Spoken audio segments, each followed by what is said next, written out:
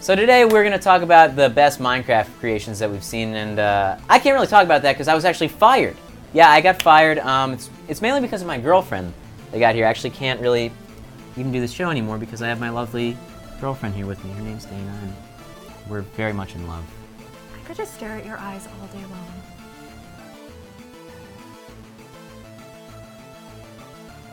Boop. Boop.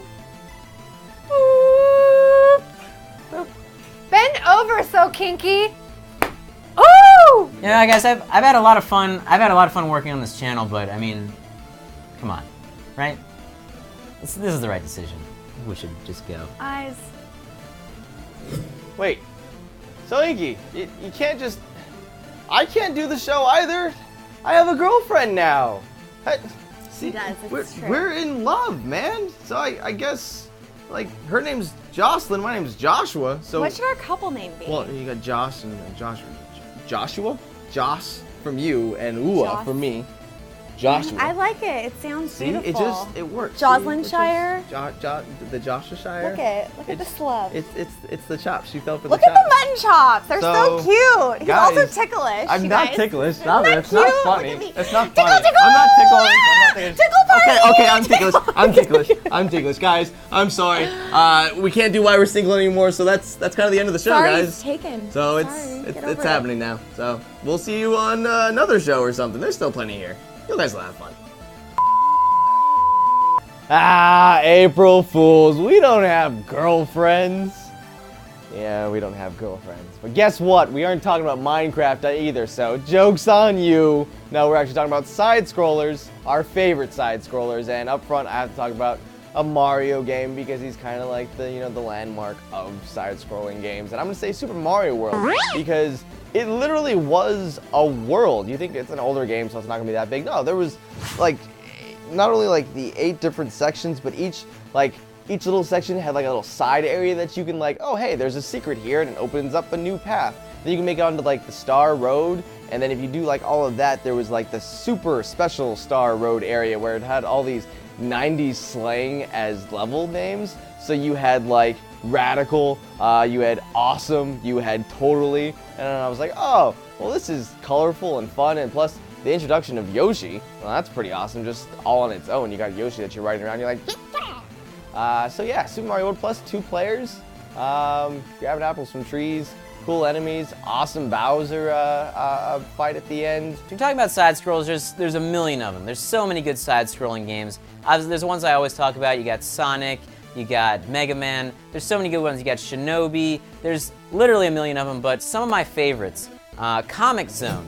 Now, Comic Zone was a game that came out for the Sega Genesis, and you played as this comic book artist who got sucked inside of one of his comics by some evil dude. I don't even really know exactly how it happened or what the story was, but the game design was awesome. You would like swing between the cells of the comic and fight a bunch of bad guys, and there's actually, it was one of the first games that I played where it's like had a little bit of a choose your own adventure aspect because you could sort of pick at various points which frame you wanted to go into of the comic, and doing so you'd be put up against different enemies and get access to different items. So there's definitely a strategy of like how to go through each comic once you play the levels a bunch. And if you beat enough levels, which I never did because the game was f***ing impossible, but if you beat enough levels you got to turn into a superhero. I wish I knew what that was like, being a superhero, but I never did. Comic Zone. Alright, so we're talking about side scrollers today. Let's see, Mega Man 4. I really liked Mega Man 4. It had Toad Man and Dive Man. I really liked Dive Man's level. You were underwater. You kind of had to time your jumps correctly because you would float up to the top and stuff, and then he would shoot those like torpedo missiles at you when you finally got to him. It was a difficult level. It was just a fun game all around. And Toad Man, you could glitch him out and like he would jump over you and you could run back and forth underneath him and shoot him real quick and then get his power that way. And then you could rain death on everyone once you had his ability. Be like, rain death on you, which really wasn't that good against bosses, but levels with a lot of annoying guys that were floating around that didn't take a lot of shots, but were still just really annoying. You just be like, Toad Man, rain death, you're all dead, which was kind of nice. So I like that one, and it had Proto Man in it. So, Mega Man 4. And then another one of my favorite games, same era, same system, Earthworm Jim. I've talked about this one a little bit before, but you play this worm, and I don't know where it comes from, but this magical spacesuit falls down from the sky, and then you crawl into it, and boom, you're Earthworm Jim. You're this big, muscly worm. I don't know what your muscles are made of. I guess just more worm, which is really disgusting if you think about it. Just kind of this giant coiled up worm inside of a suit.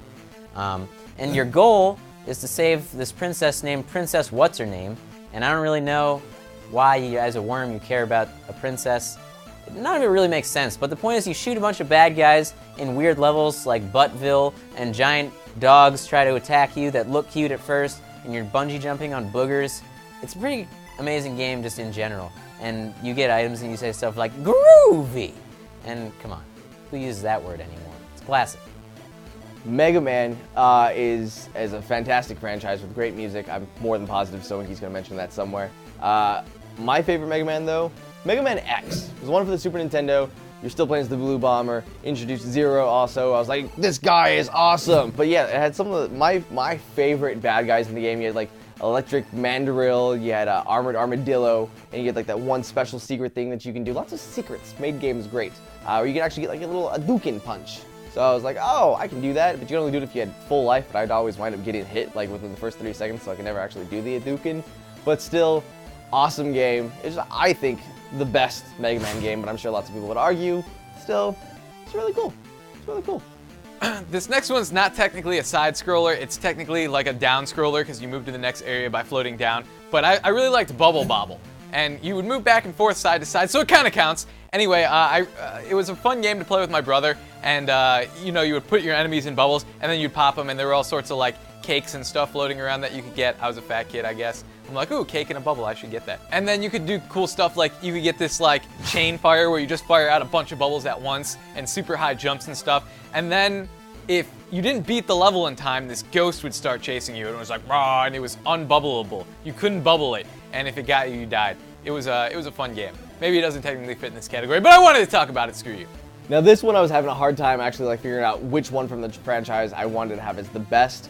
I'm talking about Donkey Kong Countries. Is it the first one, which is the classic, or do you go 2, or 3 was still really good too? And Donkey Kong Country Returns for the Wii, fantastic game, very difficult, but great for the franchise. I'm gonna have to say 2, Diddy's Conquest.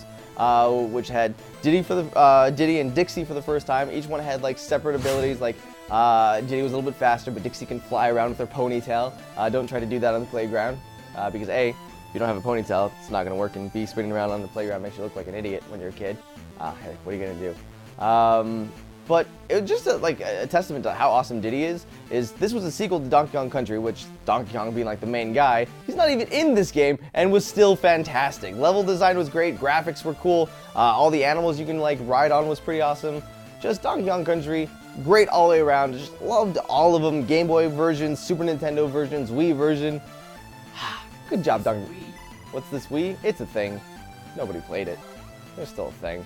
Alright, this next game I really loved when I was a kid. It was called Magical Quest Mickey Mouse. I think that's the correct name. You were Mickey, and you had to fight against all these evil forces, and you could be like a fireman, and in the fire levels you could put guys out and stuff, but then you could also change into that fireman outfit in different levels and use the water to attack people, and then he could also be like a magician, and he would have magic powers, and then I think a cliffhanger, or he could be regular Mickey. But it was awesome because it was like the first game I played like that, where you could kind of switch into a different power set like whenever you wanted and just kind of roam around the level and destroy things. It was awesome. It was a really fun side scroller, and yeah, Mickey, it was really the only Mickey game I think I ever liked.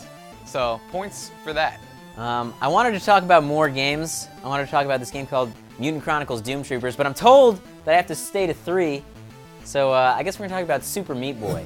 And this is one that you kids are gonna know because it came out recently, but you play as this little meat and you're trying to rescue your girlfriend that's made of like cotton candy or some who's been captured by a guy named Dr. Fetus. I like weird side scrollers if that's what you're getting from this. That's what you should be getting from it. But essentially, Super Meat Boy is probably one of the hardest games I've ever played. It starts out really easy and then just becomes impossibly difficult. And you're just basically platforming, trying to get to the end of each level. The entire game is platforming, really. There's no other mechanics to it. And it just gets crazy. There's buzzsaws and weird bombs and monsters chasing you. It's intense, and it's a great game. And it was an indie game, which is something that I'm finding recently is awesome. Indie games in general, like When you find a good indie game, that's like when you get the really weird and sometimes artistic and cool stuff. But indie games are great, and Super Meat Boy definitely one of the best out there. So check it out if you haven't. And I have to pretend that I have a girlfriend on April Fool's Day. That's why I'm single.